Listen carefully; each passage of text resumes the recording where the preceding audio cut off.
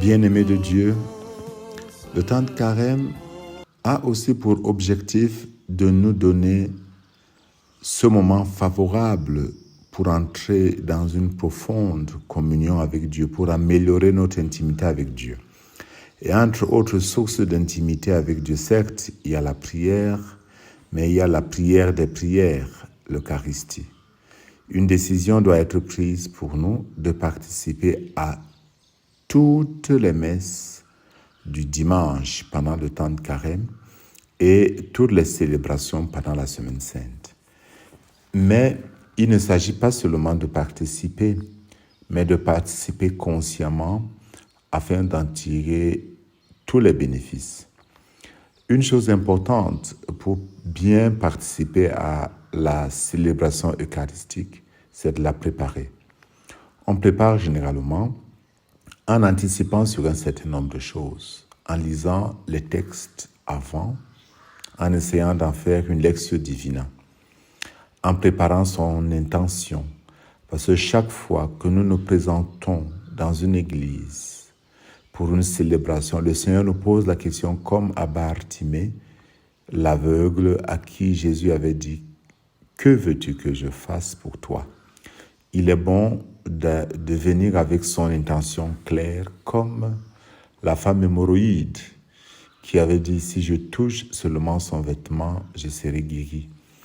Et donc de venir à l'église avec son intention claire. C'est ça que j'offre au Seigneur aujourd'hui.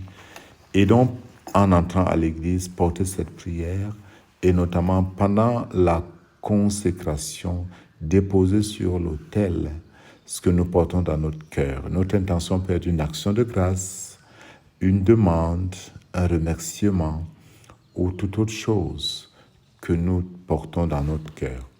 Une autre dimension importante pour mieux participer à l'Eucharistie, c'est de bien écouter la parole de Dieu et de participer à tout ce qui nous est proposé comme action liturgique. Bien écouter la parole de Dieu signifie être attentif, en sachant qu'il y a toujours des motifs pour nous distraire, pour nous éloigner de la parole qui donne la vie. Essayer de tirer toujours quelque chose de la parole. Mais lire la parole de Dieu avant de venir à la messe donne toujours un plus. Une autre dimension importante, c'est d'apporter sa quête.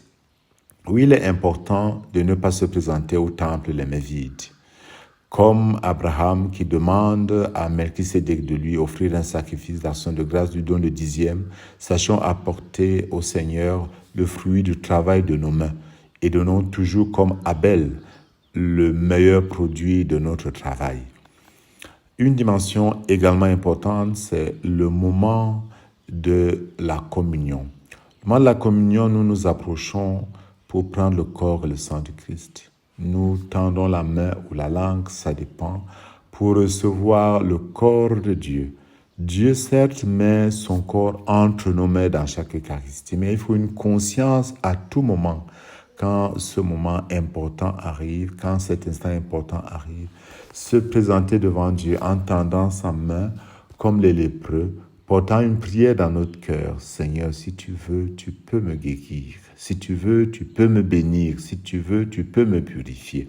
Et la main tendue du prêtre ou de toute autre personne qui nous partage le corps du Christ doit être accueillie avec une foi profonde. D'où notre Amen doit être clair. Quand le prêtre dit le corps du Christ, notre réponse doit être une réponse distincte, claire et profonde. Amen signifie Père, qu'il me soit fait selon ta parole, que ton corps agisse sur moi selon ton amour.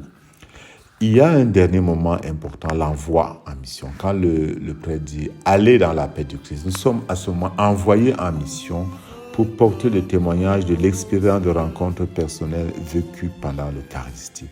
Que Dieu vous bénisse. Amen.